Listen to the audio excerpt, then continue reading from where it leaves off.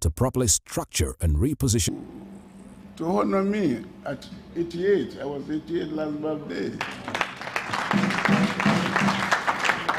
And on my birthday, University of Ibadan, the broad letter I gave, they want to honor me on the 17th with November for another honorary degree. Oh my God. And you can remember when the Vice Chancellor of UNILA was speaking. She said I'm a benefactor of the university. That is true. I gave them an hospital, and right now I'm building a research center for the College of Medicine. And people continue to ask me why I do all this. Vice Chancellor of Lagos University is also here. I'm also a benefactor of that university. I can go on and go on like that. But I'm doing all this because I want to show appreciation to God for His mercies on me. God has been very kind to me and my family. I'm not the greatest, I'm not the most hardworking person in the country. But at the age of 88, I'm still making that thing. So I'm grateful to God. And God willing, I will continue to do this till the end of my life. So, distinguished ladies and gentlemen, I thank you for listening. Professor Ashiru and my brother Chief, Sonny Kuku, they've been whispering something to my ears concerning this academy, and I've promised them, God helping me, I will do something. So I thank you for listening. The vote of thanks was thereafter given by Professor Olufemi Ogunbiyi. Biscon Communications Global Media Network salutes the Academy of Medicine Specialties of Nigeria for this great leap.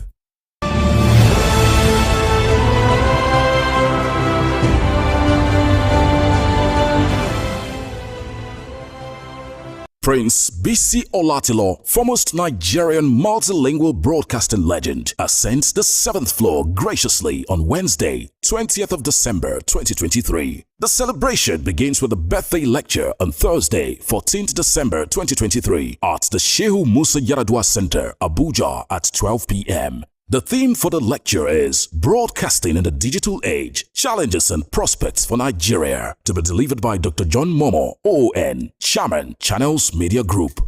Parents of the day are Nigeria's first family, His Excellency President Bola Ahmed Tinubu, GCFR, and the First Lady, Her Excellency Senator Oluremi Tinubu, CON. Chairman of the event, the Emir of Kano, His Royal Highness Alhaji Aminu Ado Bayero, CFR, Serikin Kano, who will be supporting the celebrant, Prince B.C. Olatilo, to whom Kano was home for 13 years in his life growing up.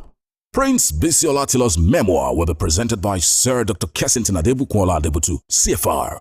Special guest of honor, Alhaji Atiku Abubakar, GCON, Nigeria's former Vice President. Royal Fathers of the Day, the Sultan of Sokoto, Alhaji Sa'ad Abubakar III, CFR. His Imperial Majesty, Oni Babatunde Adeyeye Nitogunse, CFR, the Oni of Ife. His Royal Majesty, the Obi of Onitsha, Igwe Alfred Nemeka Achebe, CFR. Chief Host, Otumba Senator Gbenga Daniel, representing Ogun East Senatorial District and Chairman, Senate Committee on Navy.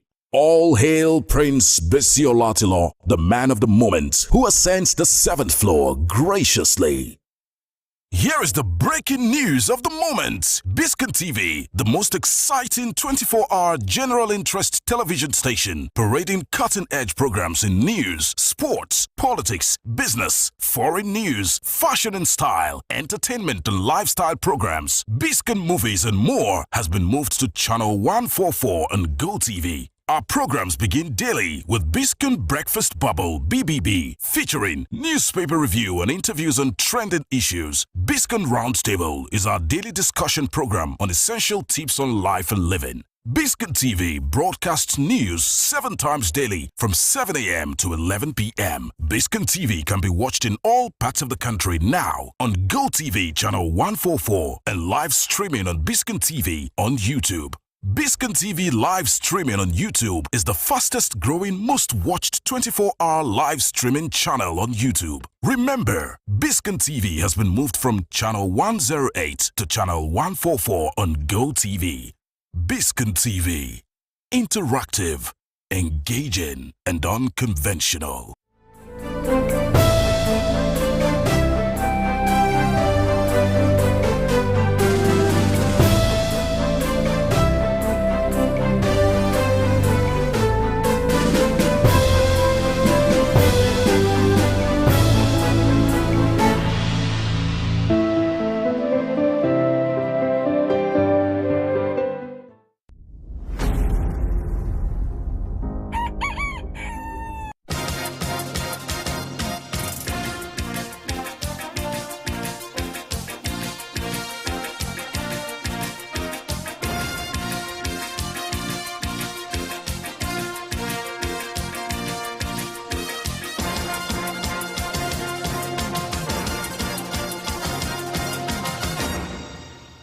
Hello and welcome to Clearview News Desk. We are reaching you live from Nigeria's capital city, Abuja.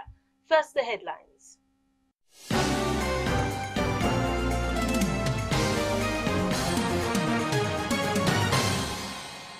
New Nigeria People's Party accuses ruling APC of infiltration and fueling crisis in the party. Nigerian government honors outstanding blood donors as National Blood Service Commission engages in aggressive campaign. Former anti-apartheid hero Nelson Mandela's country home abandoned, in ruins 10 years after his passing.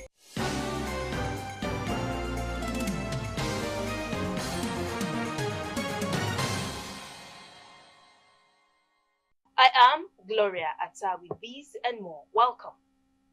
The new Nigeria People's Party (NNPP) has accused the All Progressives Congress (APC) of fueling crisis in NNPP and using the courts to legitimize the activities of the suspended and expelled group with a view of making them withdraw the appeal against the appeal court ruling at the Supreme Court and the false accusation against the elected governor of Kano State, Abba Yusuf, of not being a member of the NNPP. Addressing the media in Abuja on Thursday, the National Auditor of NNPP, Ladipo Johnson, noted that a court of competent jurisdiction had restrained the splinter group from parading themselves as leaders of the party and that the National Working Committee remains the authentic NNPP leader. That was why we issued a press release on Monday, December 4th. Monday, the 4th of December, 2023, that some expelled members of the NNPP have been hired by the All Progressives Congress to discredit the person of His Excellency, the elected governor of Kano State, Engineer Abba Kabir Yusuf, and falsely claim that he is not a member of the new Nigeria People's Party.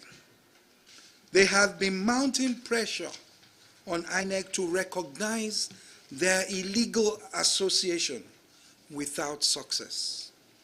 Beyond that, they have been going from one court to the other, shopping for illegal court orders to thwart the advancement of democracy. So far, they have failed. We salute the courage of the judges who have remained steadfast in upholding the proper rule of law. At this stage, I must point out 2 events occurred today that lay this matter to rest.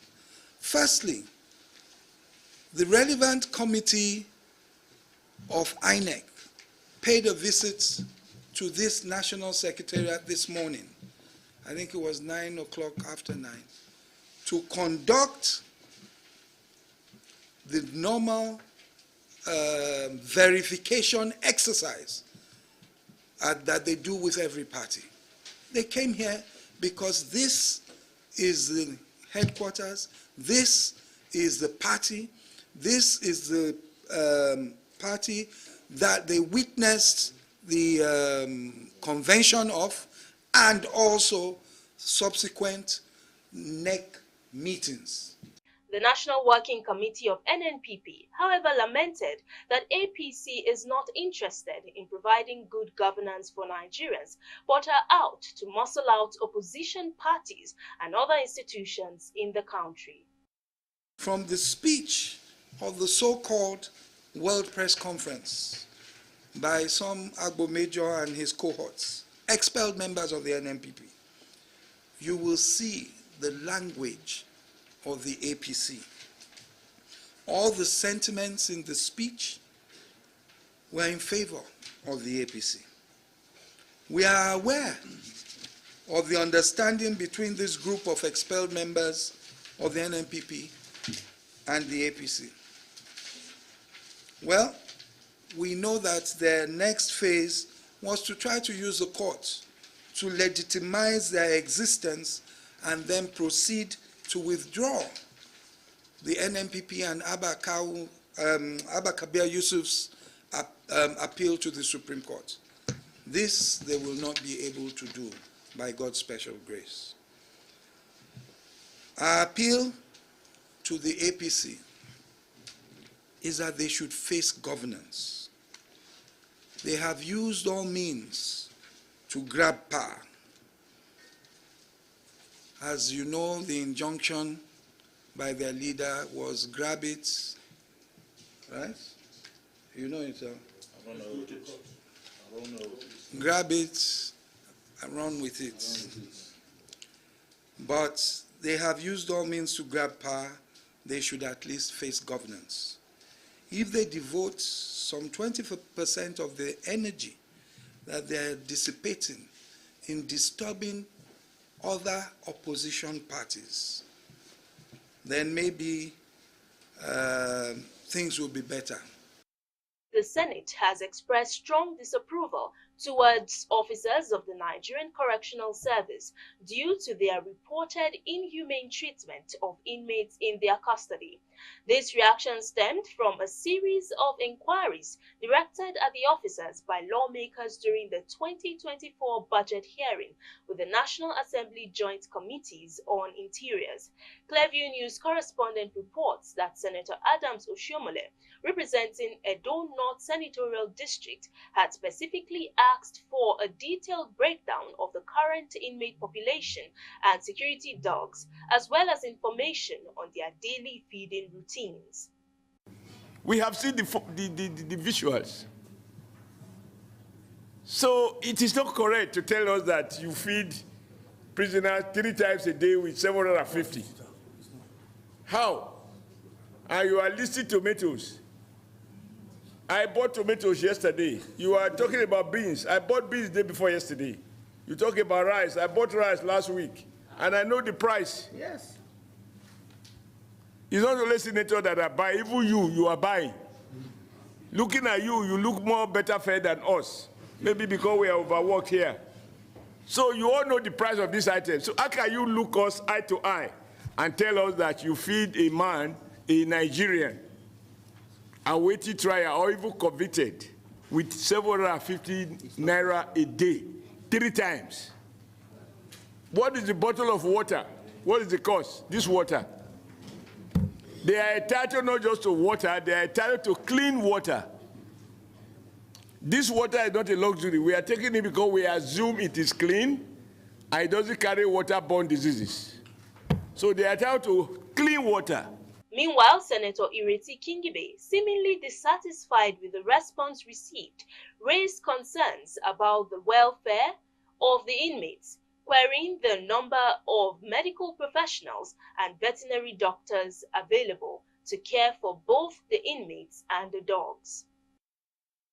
There was a mild drama over the week at Area 7 between members of the Automaten Technic Bauman Nigeria Limited, popularly known as Park and Pay Enforcement Agents, with the Allied People's Movement National Chairman and IPAC National Secretary Yusuf Dantale and other bank customers following the reintroduction of Park and Pay policy in the nation's capital, Abuja. Cleview News' Imefuno Kon, who was at the scene of the incident, reports that the move, which aims at promoting a culture of orderliness and organization in vehicle parking in Abuja, did not go down well with some bank customers after their cars were clamped and locked at the bank premises while they were busy carrying out transactions in the bank. The report.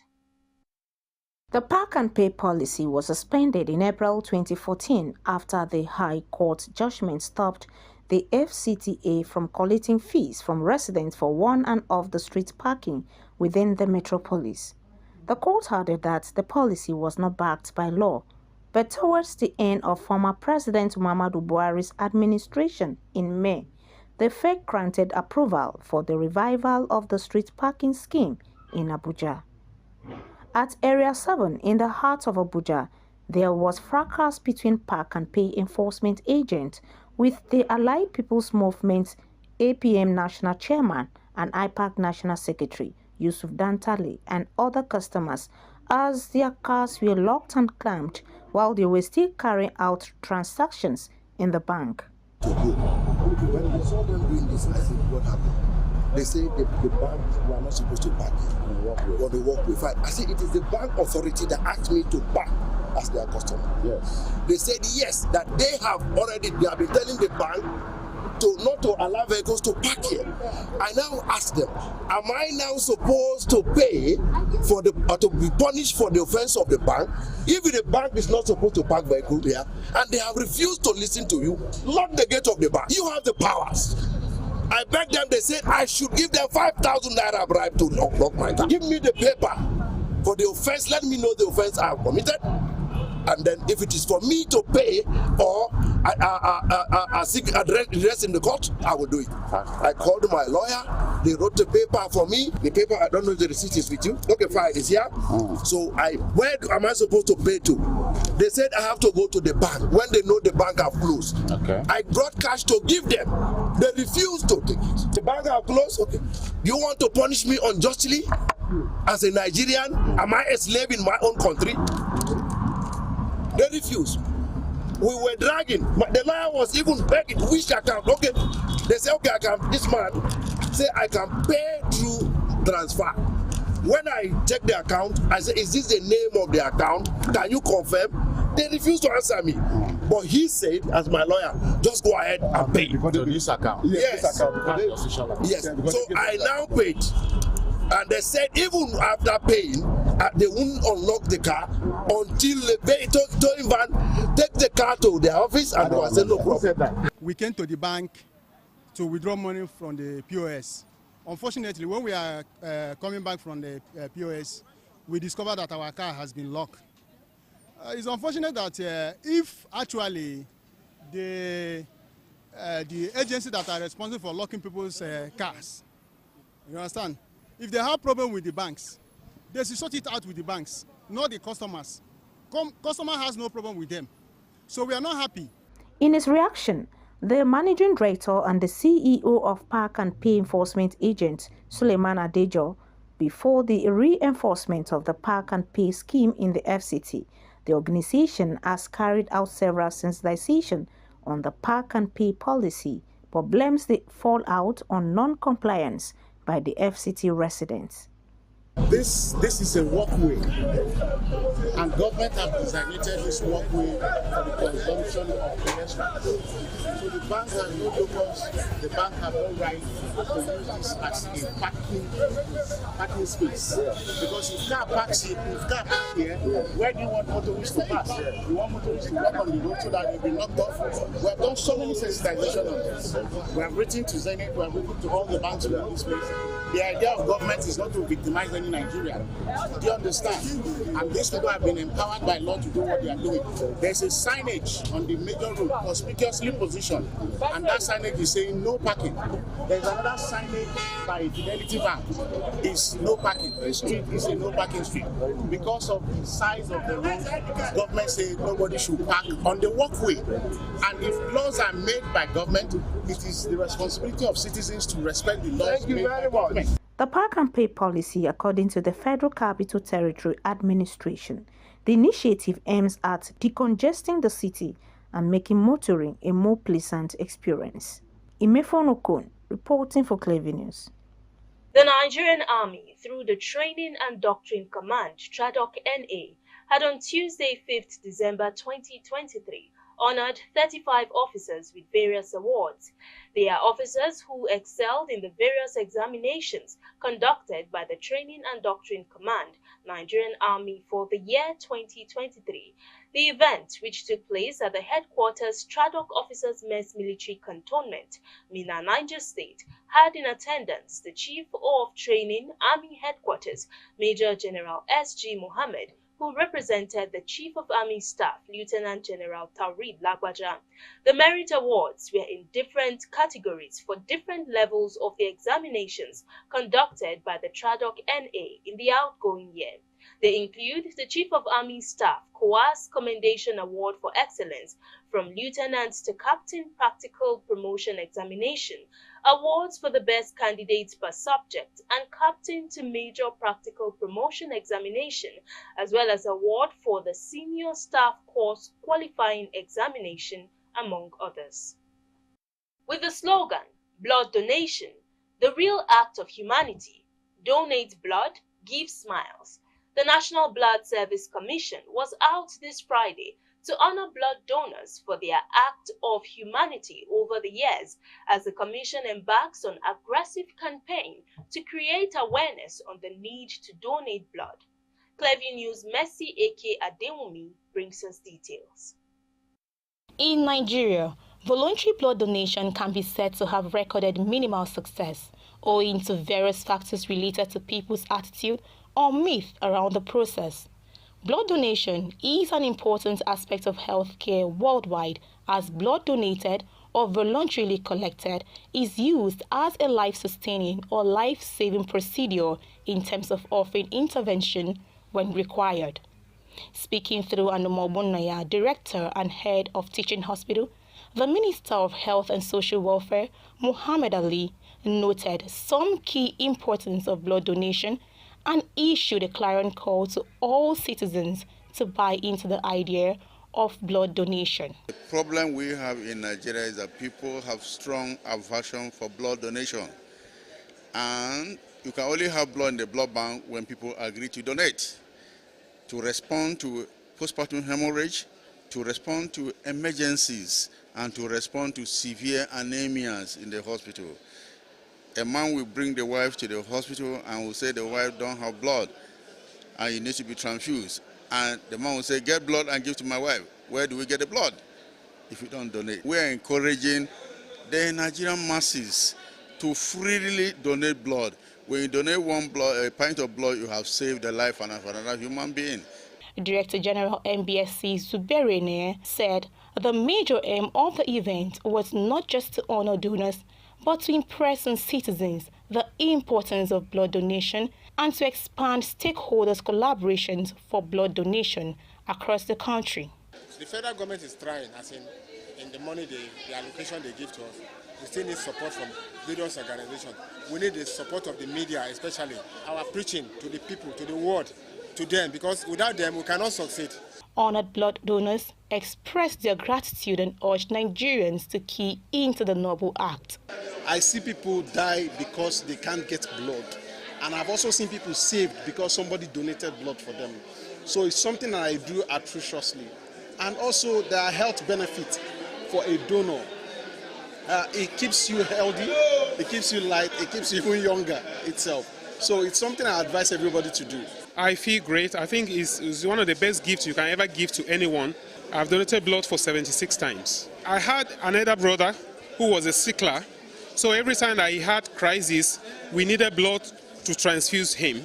And I was too young to donate back then, so we usually go out to cry to people to come and help donate blood for my brother.